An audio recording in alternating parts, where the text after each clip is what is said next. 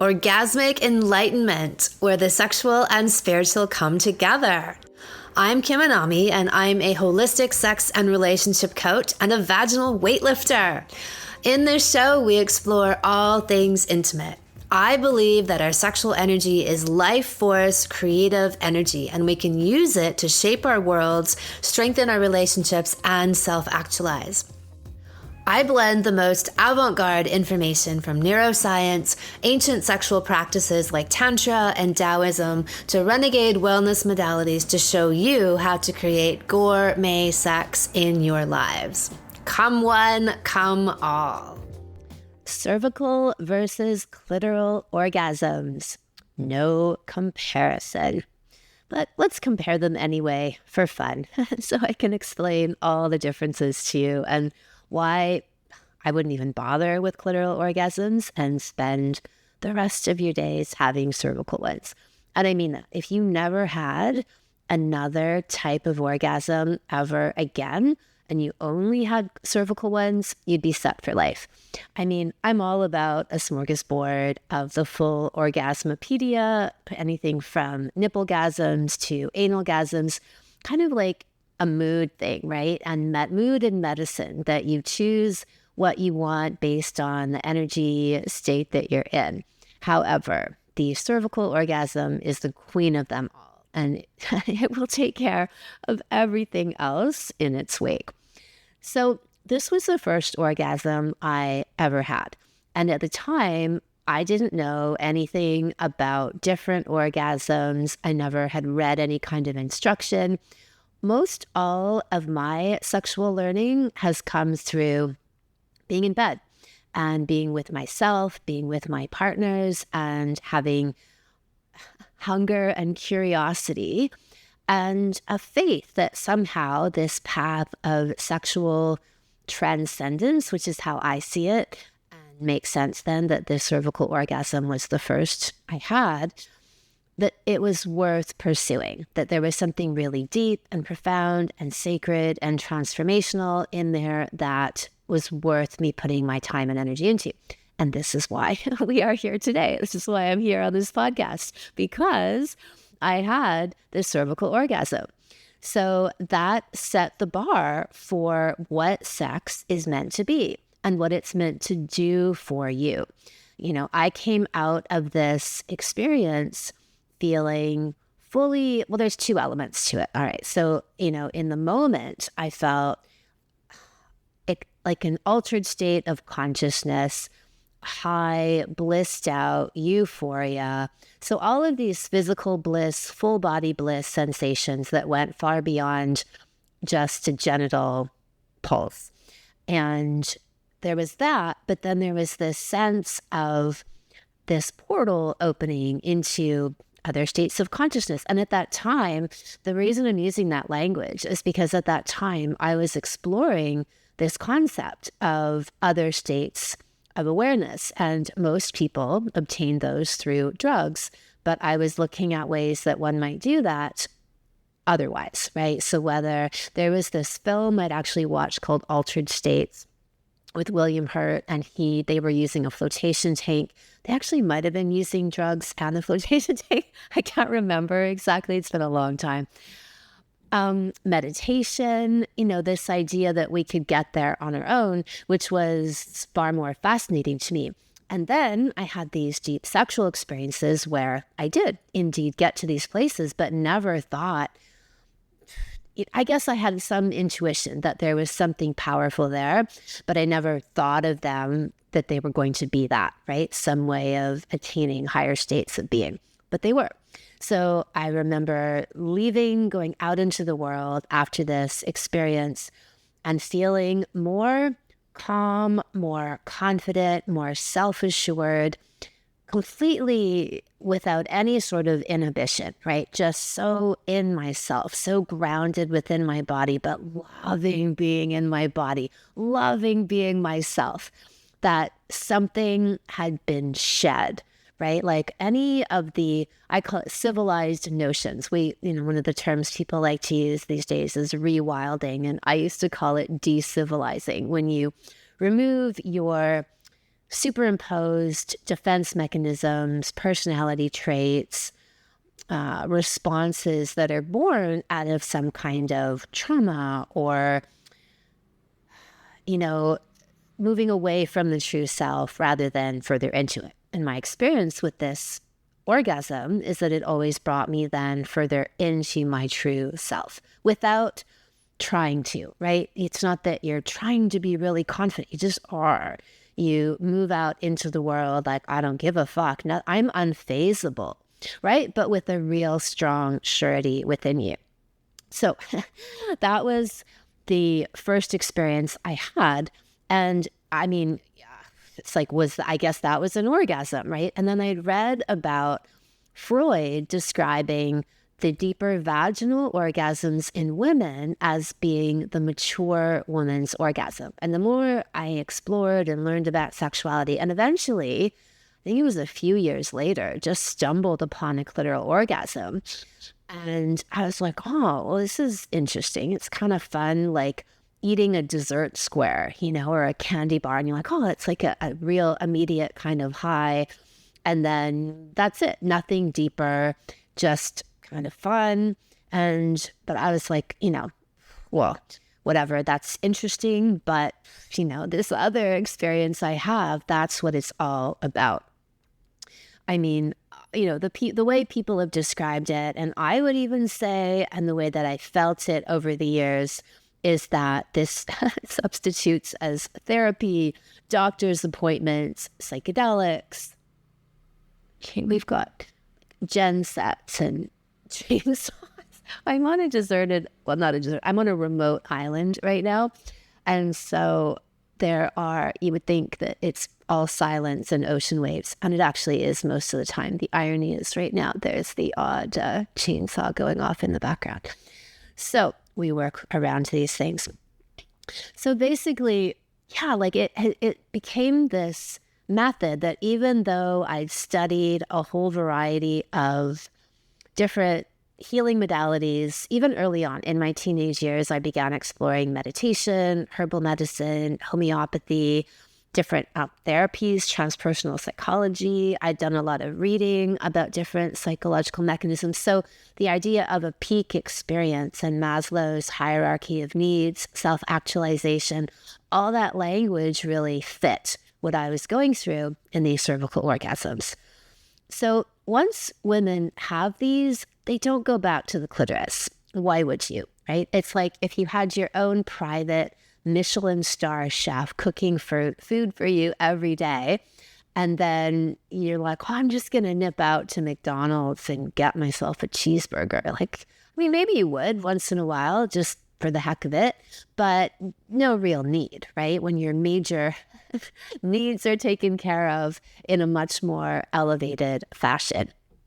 And this is, some of the wording I use about the difference between junk food sex and gourmet sex. One gives you a quick hit, just like eating a candy bar or a rather indulgent treat, but it doesn't really do anything to build your body. In fact, it could do the opposite. It's, sugar is a neurotoxin, can mess with your blood sugar, your gut, your microbiome, your energy, and drop it, right? At the end of a sugar high is often a sugar plummet. Where gourmet sex, I can remember almost all the Michelin meals I've ever had to some degree or another, and how brilliant they were, right? These multi-dimensional experiences that nourish you on so many different levels. And we even see this physiologically speaking, right? We think about the location of the clitoris, and yes, we could say that there's a clitoral bulb that extends inside the vagina, but for most people and most stimulation, when they're thinking about the clitoris, it's the little button on the outside at the top of the vulva, right? So this is located on the outside, where the cervix is all the way inside at the deepest possible point within. So right there, you have a very obvious set of clues that nature and the female body are providing for you. And I often use the analogy that 10%, just like the tip of an iceberg, right? The 10% of the pleasure and power that a woman can experience are at the clitoris. And 90% of that is deep within. And that's the most profound, transformational, life-changing experience that happens. And I am, a great fan of anything that takes place in the vagina. So G-spot orgasms, squirting orgasms, all great, all medicinal, far more profound and healing and regenerative and pleasurable than clitoral orgasms, but still nowhere near the payout of the cervical orgasm. So I've talked lately, I did an episode a few weeks, maybe a month ago, on my cervix is my CEO. And the concept that when you're activated, turned on, connected to your cervix, this becomes the most superior GPS in your life. And I was thinking about this because I did an episode about narcissists maybe a couple months ago. And, then I put a post up on Instagram and a lot of women were responding, some men as well, but mostly women. Oh, but the narcissist is so clever and so tricky and they lie and it's so hard to be able to know. And I was thinking about this, like, well, why is it so hard for you to know? Because why don't we have some kind of internal radar, intuition and they'd say, oh, it's because of trauma. Oh, okay, sure, potentially, yes. But then I thought, all right, my view on this is that when women are more connected to their clitoris, a more superficial experience of sexuality, more base, even more lust driven, then if their clitoris is running the show when it comes to their sexual attention and their radar, they're going to pick shitty men. They're going to pick the so-called narcissists, right? The people who are just bringing a very superficial level of exposure and experience with them. Whereas if you're talking about the cervix, it is going to overall be a better compass, and it's coming from a place of depth.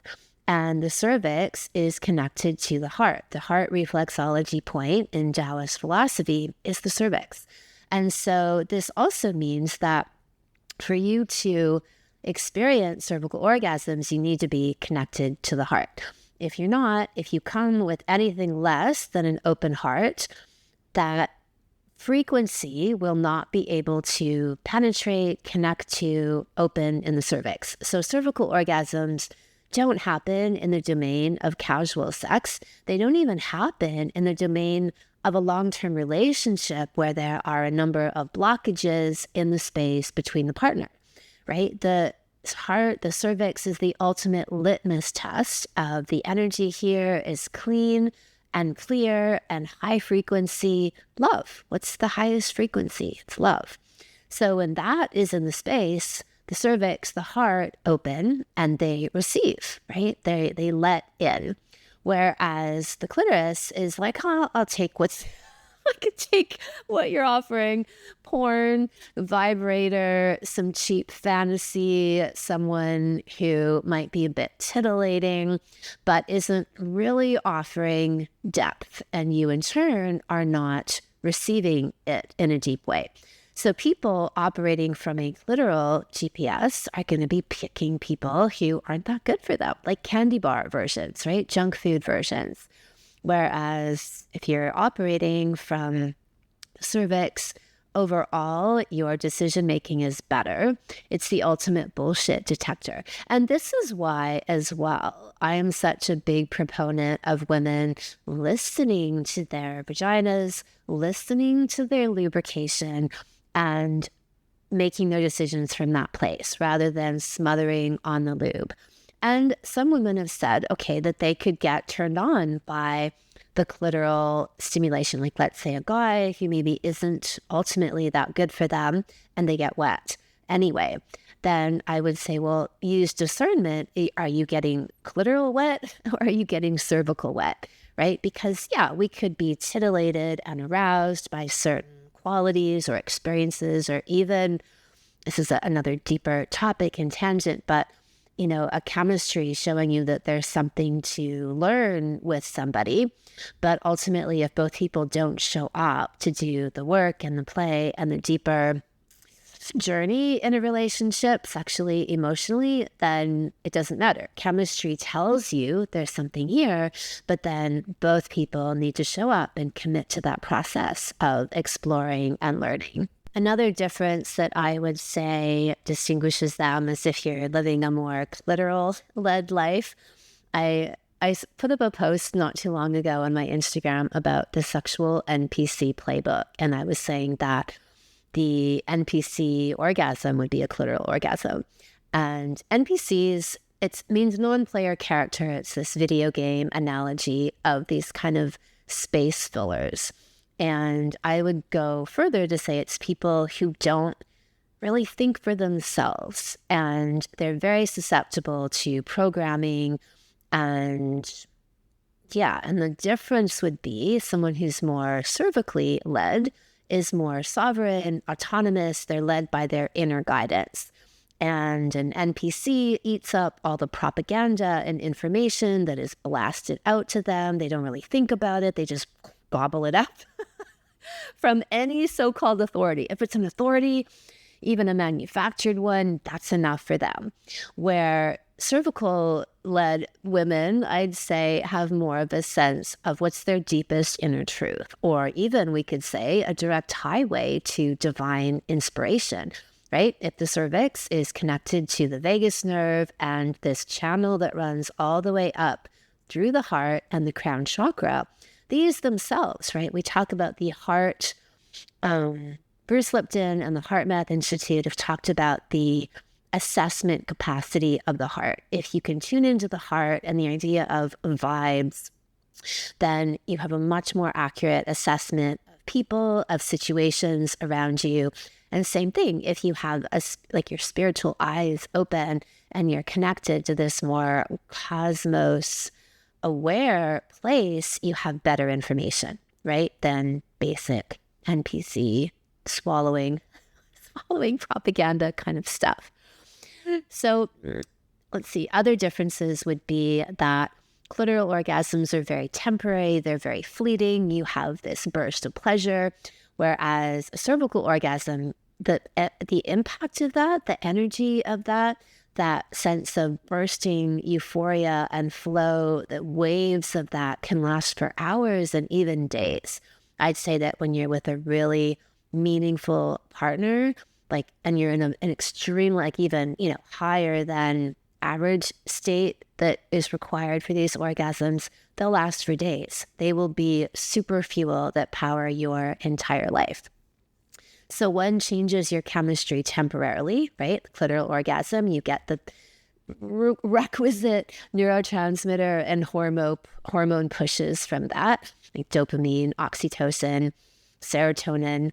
And then the other changes your life permanently. So I would say the amount of oxytocin released in vaginal orgasms and cervical in particular is much higher. DHT, we've even spoken about before, being released through cervical orgasms. And then who knows what else, because these haven't been studied in my reference points. I'm not obsessed with physiology. I'm more obsessed with metaphysiology, metaphysics, the proven and demonstrated benefits in somebody's demeanor, their emotions, their mental output, their creativity, their spiritual awareness is all much more meaningful to me than measuring an amount of oxytocin, right? That probably correlates anyway.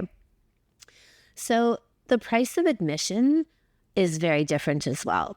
So for a clitoral orgasm, you could rub it. You could think about, like I said, more base level sexual ideas and probably get over the edge. Most people do.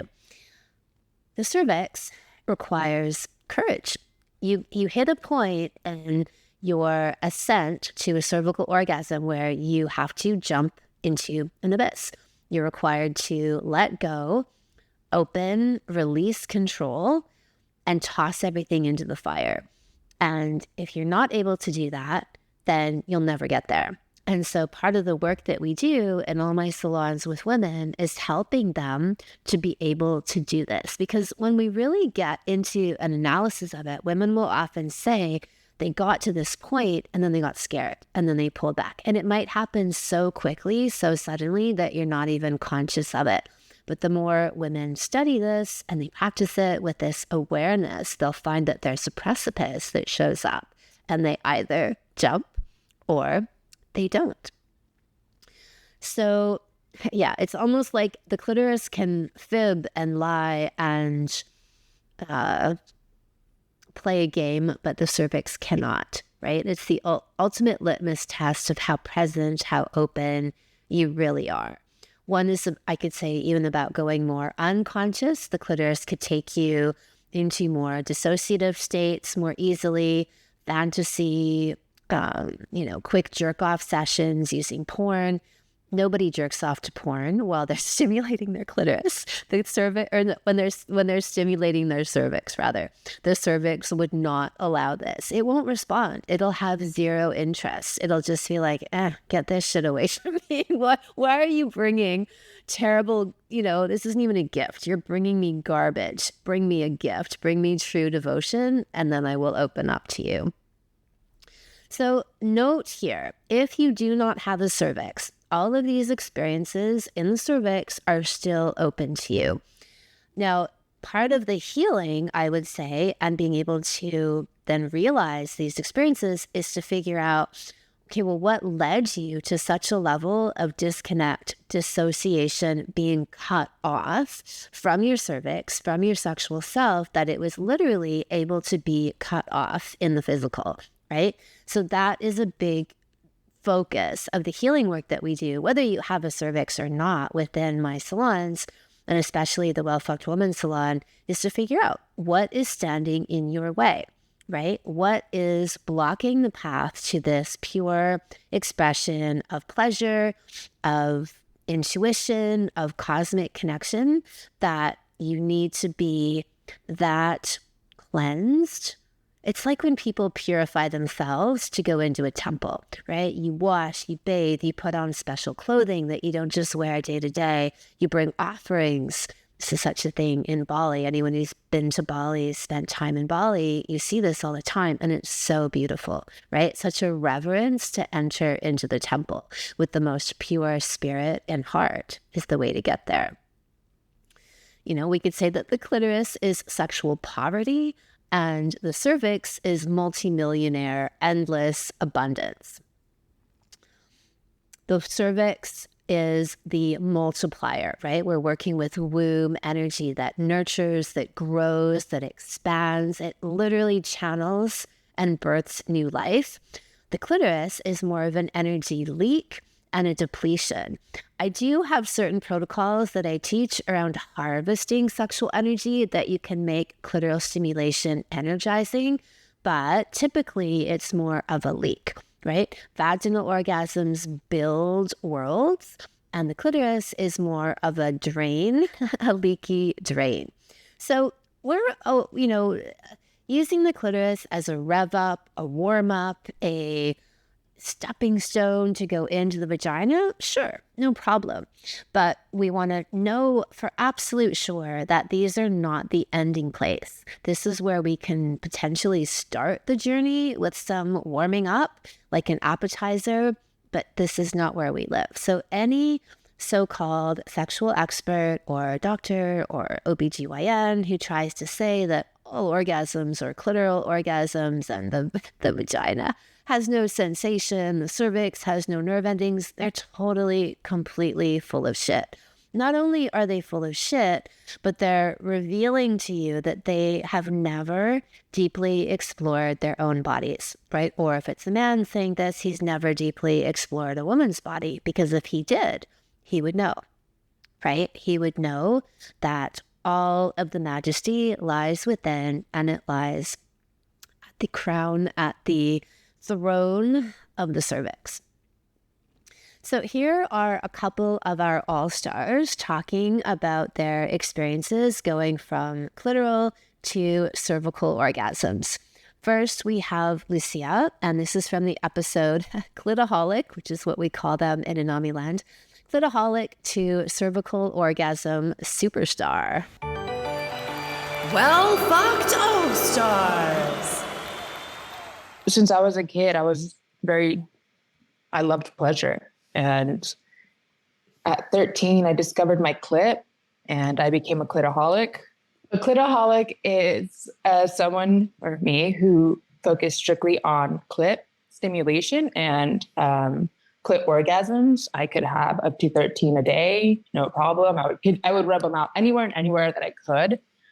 I knew that there were deeper orgasms to be had vaginally, but I had never experienced them, nor did I know how to have them. And so I kind of went on a quest of like finding out, and everybody, the same BS of scientists being like, oh, well, women can only have clitoral orgasms. That's why it has 1,000 million nerves. And so then I was introduced to you. And then all of a sudden your name just kept popping up. And I was like, hey, let's go. And I started with VKF. And that was the beginning of my journey. And so then VKF ended. And by that point, I was like, well, what's next? And so Well Fucked came up, and there was a no-brainer. Like, I didn't have to think twice about it, because now I entered a Omni land, and I don't know how to not live in an Omni land. And so doing the groundwork of VKF, I was able to take that immediately into Well Fucked. And I had spreadsheets every week. I had spreadsheets of what I had to do. And I stuck to it like 98% of the time, because obviously there's some days that I wasn't really up for it. And I stuck to it. My whole social life, everybody in my life knew that I was dedicated to this work. And so I would decline invitations to do things because everybody knew I was in an on-plan. An orgasm that has been the greatest alchemizer of my life. And I feel like my whole life I've been building what I call my orchestra. So like my meditation practices, my workouts, my diet, all these things that feed into my well-being. But I was missing my conductor. And you helped me discover my pussy as a conductor. And so the conductor of my life now. And so there's this whole symphony where everything is just working together in the most beautiful way. I've always had a connection to spirit, source, God, but not to what it is right now. And so as I'm attempting to, okay, let me go back. So when I was the first day that I had my cervical orgasm, I just kept replaying all the things that you tell us during the course of like, you need to surrender, surrender yourself to God. If you trust that God has you and that you've got yourself, that's part of the equation. And so like, I'm repeating these things over and over again to myself. And so I'm literally on my knees because that's the best position for me to be able to reach my cervix. It's also how I now pray. And so as I'm in there with your beautiful glass dildo, and boom, cervical orgasm happens. And that was the first time where I'm like, oh, fuck. Like, there is no greater confirmation to me that I'm aligned with source than an orgasm. And so now there's a reason why it's called a yoni, because it is a temple. And so it is a place of worship for me now. And I see myself as the altar. And so anytime I'm in a self-pleasure practice and these things come up, I allow them to come up to the surface, AKA the altar, which is me. And then I put them on the altar for a sacrifice to then be transformed into the consciousness that I want to be aligned with. And then I carry myself, the altar, out into the world. And that is my offering into life. Everything has changed in such a short period of time.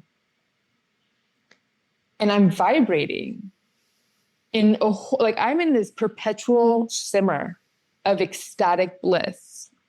And I'm able now to and you've spoken to this during the course as well, of like, you don't need ecstasy, like orgasms.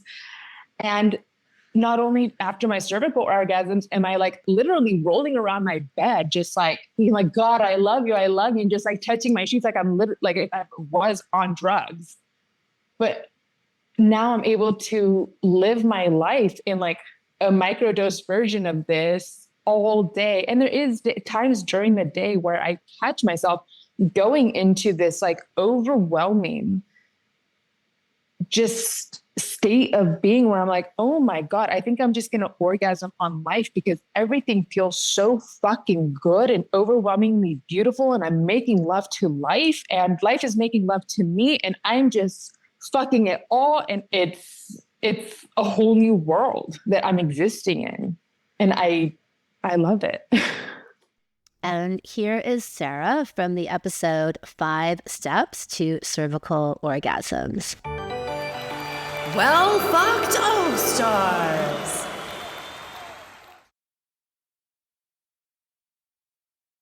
And I honestly felt like, in a way, I felt closer to God. Maybe for someone that's spirit, source, divine, whatever you believe in, but I felt closer to God. And I was like, wow, like he didn't, make this to be bad. He made this to be pleasurable. Like I wouldn't have the capability to do that if it wasn't in me, right. And so it just completely changed my life. So thank you.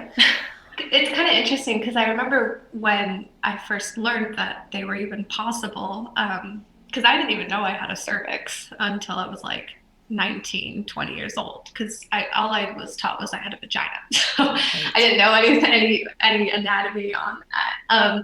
So for me physically, they're nothing like a clitoral orgasm.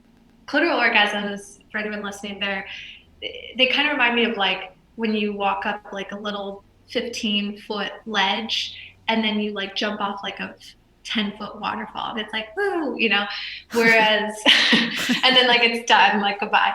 Whereas a cervical orgasm, to me, it feels like you're just going like further and deeper and deeper and deeper, and you're vibrating and it's consuming, it's powerful, and it spreads throughout the entire body.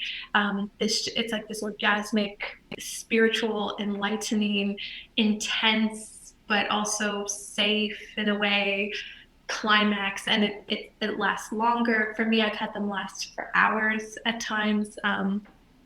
Not every single time, but they're definitely something that you feel throughout your entire body. And it's like you just got this like incredible massage, spiritual tune-up, and like you just let out all these tears of emotion that you don't even know what you were crying about.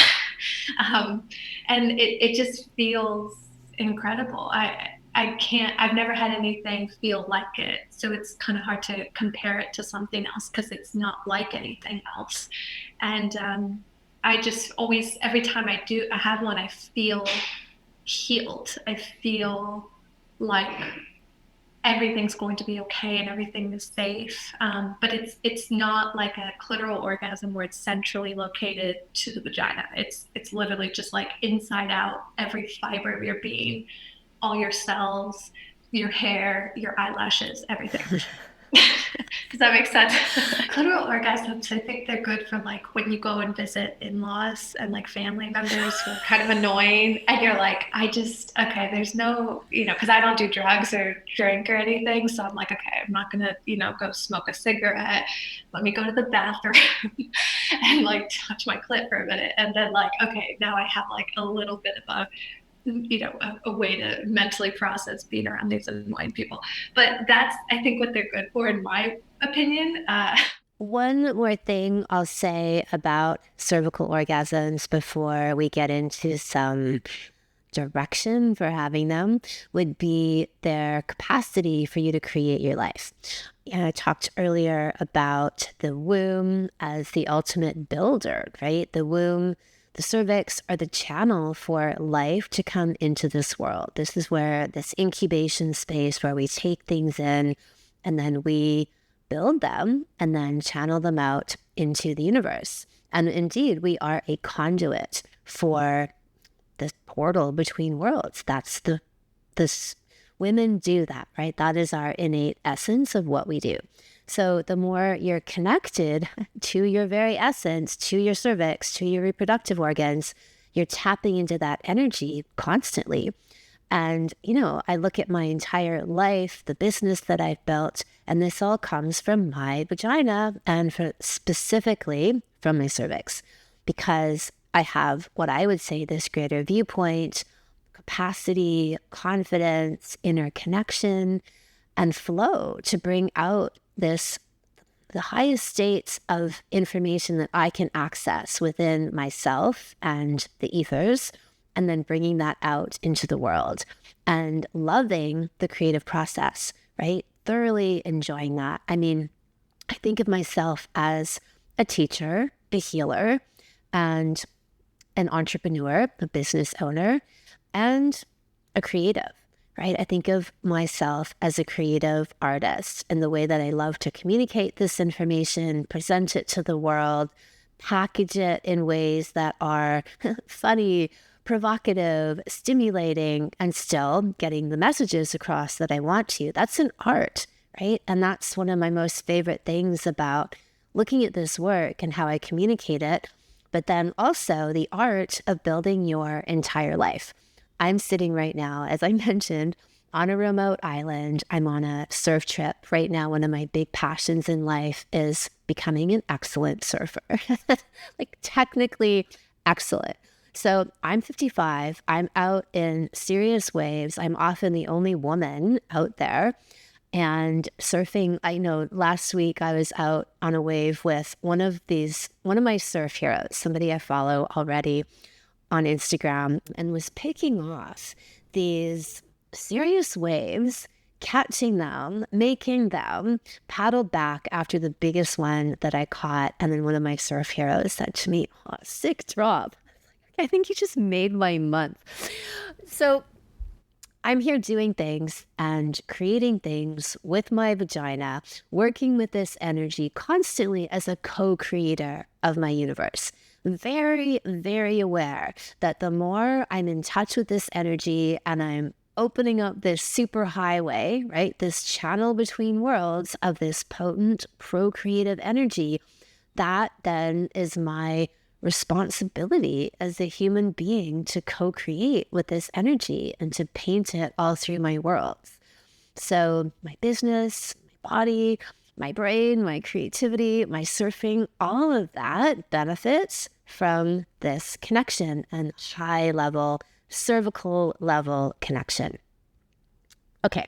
So in a nutshell, even though I'd say, the process can take, some women achieve these within one salon. They hit the cervical orgasm, flow through that barrier. Sometimes it takes women a couple of salons and they get other orgasms in the meantime, everything from G-spot, squirting, nipple-gasms. But the cervical orgasm, again, it's the queen. You need to come bearing gifts for her to truly open up to you. So number one is you clear sexual blockages. Anything that's standing in the way of your pure, creative, and sexual expression. And being in that energy, owning that energy. And look, there's so many things that can be in the way of really expressing that. Just all of the blocks and misinformation, shame, taboo that's in the culture at large, all of that lands and is imprinted onto people, whether we like it or not. It's just bombarding us all the time that if you don't consciously examine these things, you'll pick them up. You can think that you're a good, strong woman and a feminist and you reject the patriarchy's ideas of sexuality. Well, look, you've been living with Madonna whore programming from the fucking day you were born. So, even for the best of us, it's something that we have to look at and ensure that we have overcome it. And the beautiful thing is, the more well-fucked you get, the more you shed these things without even having to try. Look, trying is important, but this is the cycle, right? You can have better sex, you have deeper orgasms, and you start to cleanse and wash these things away and alchemize them. That's why I say that cervical orgasms really are a woman's most superior personal growth skill. So the second thing would be know thyself. So within this category, I would say yoni massage and reconnaissance, which I would say are different than self-pleasuring. In yoni massage and reconnaissance, we're really going in there to get to know ourselves, to explore, to become intimate with every little millimeter, every nook and cranny of our vagina so that we know it. We know all of it. And some women are terrified to put their fingers in their own vaginas. That needs to be overcome. And then the other half of that equation is self-pleasuring. So with the, say, reconnaissance, you're not attached to the idea of getting to any orgasm, because first we want to denumb, wake up, get to know the vagina. So there's no pressure about getting to a finishing line. But then there are sessions where you do start to bring that in. You're exploring, you're looking for threads of pleasure, and when you find them, you follow them, and you see how far you're able to go with them. The jade egg is another fantastic tool to wake up the vagina. You've probably heard me say most, if not all, vaginas are numb. They haven't been exercised, they haven't been properly stimulated, partly because these ignoramuses are out there saying, don't bother with the vagina, just play with your clitoris. Get fucked. You really do need to get fucked. So the jade egg is an incredible tool to increase sensation, sentience, awareness, strength, and your orgasmic potential. It's a must-have tool for every woman. Next, I would say you need to believe me. You need to believe the Anami guarantee, which is every woman can. Whatever age you're at, whatever stage you're at, you have a cervix, you don't have a cervix, you're pregnant, postpartum, perimenopause, menopause, 70-year-old, everyone can. I guarantee it. Then this is all this work I'm talking about goes into uncovering, revealing, getting to the place where you can be this fully sensual self you are, that every single person has. Every woman has a high libido. Every woman is salacious and sensual. Every woman can have every type of orgasm. Every woman can shoot ping pong balls. This is the Anami guarantee. So put any skepticism aside that you're the only one who's probably the exception. No, we have had plenty of women go through, despite me making this guarantee, who still try to sneak in their self-doubt. And even they have been overcome, where they end up having all of these experiences. So if they can, you can. So the number one most important tool out of all of this is surrender. And I mentioned this before, that idea of getting to the precipice and jumping over it. So this is being able to let go, to open.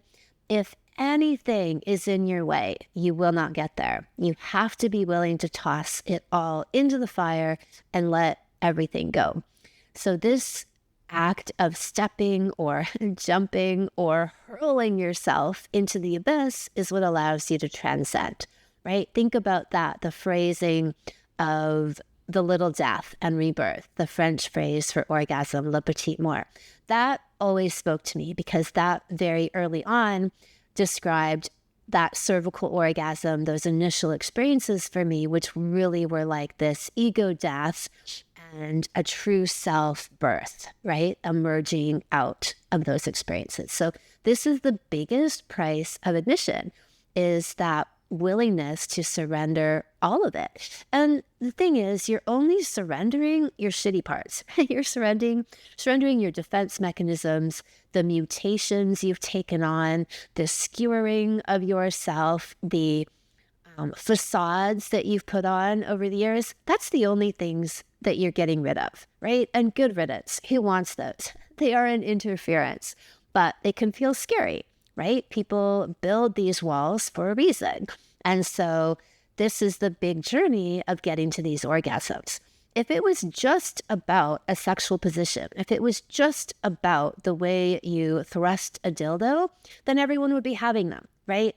But they aren't. And that's why. It's because there's so much more to this. And it's really like a spiritual odyssey into your vagina, with the cervix being the final destiny, the final boss. It's the final boss in video game speak.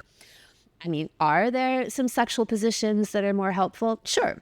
Doggy style is number one, but the woman has to be fully warmed up to get there. Most women will tell you that if you were just to go in and start bashing at her cervix, it would hurt. She would squeal. It would be a sharp pain. So the unfolding is multidimensional. Yeah, there's a physical opening and relaxing and letting go, but that cervix is smart. It is not going to let go if it's not safe to let go. If you're with a partner, again, where it's more superficial, it's casual, or your long-term lover, but you have a lot of unresolved issues between you, the cervical door will stay shut. It is very, very sensitive to every nuance in the environment, and it will only open. And it's like, what is it? There's a flower. Well, this one I think is just a time thing, but imagine a kind of flower. I think, is it lotuses that are like this? They only open in the moonlight, right? And I think the more full the moon is, the more open they become. Am I making that up? But I'll go for walks sometimes in the morning when I'm in the tropics, and I'll see all these gorgeous lotus flowers, and they're all open still as it's moon setting, right? The moon's going down, sun's coming up. So ultimately, you can become adept, and you will become adept at having cervical orgasms anytime, anywhere. Initially, yes, it's all about the door of the cervix, the literal physical door of the cervix. But now I can have a cervical orgasm just from hearing the sound of my lover's voice, from seeing him across the room, or even thinking about him from across the planet without even touching myself, right? No contact, no touching for you Arrested Development fans out there. People after my own heart and sense of humor. Yeah, you can have that. That ought to be the experience, because you open up these neural pathways and they become so reinforced that you can just think into them, feel into them, and you activate them, right? And then they become, they already are energetic orgasms, but this is part of that whole cosmic crown chakra superhighway that you open yourself into. So in the Well Fucked Woman Salon, I will take you step by step into exactly how to have all the different vaginal orgasms. I mean, we'll go into clitoral too, but I'm like, who cares? But still, I think every woman ought to have all of these skills. So we go deep into the G spot, the squirting, and of course, the cervix. So sure, I will go into the exact physical stimulation, sexual positions, but the bulk of this journey and what's most important is the art of surrender, opening, block clearing, getting yourself into that reconnaissance and fully connected space, right? That is 80 to 90% of the work to get here. So all of that and more in the Well Fucked Woman Salon. You'll receive my full tutorials on enlightened cocksucking and deep throating, because if it's not enlightened and it's not a metaphysical, spiritual act, then I'm not interested. Manual techniques to make you a champion cock whisperer, as every woman ought to be, and unleash your true and natural love of cock. I spoke about this in last week's episode about the best blowjob technique ever.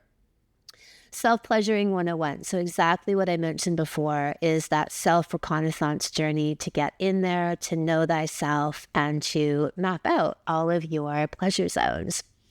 Breast massage to tone, lift, and enlarge the breasts. The Taoists talk about the breasts being the window to female orgasm. And so the more sentient you are in the breasts, the more connected to them you are, you help to lubricate that pathway to all of your orgasm.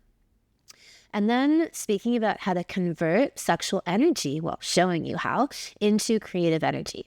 This is one of the things I'm so passionate about. I spoke earlier about the womb and its building potential, using this procreative energy and channeling it out into your life.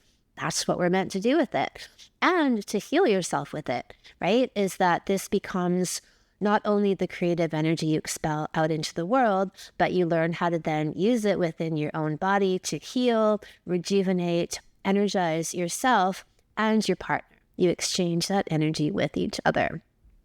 So the Well Fucked Woman Salon begins next week. Registration is open. Go to kimanami.com/wet, and I will see you inside. Thank you so much for listening. Subscribe to the podcast, leave a review, and send somebody else the gift of a multi-orgasmic and transformational love life by sharing this episode with them. If you'd like to go deeper into all things orgasms, sign up for my free Orgasmopedia series, where you'll learn about 9 different types of orgasms everyone can have. Go to kimanami.com and you'll see the sign up there. Come one, come all.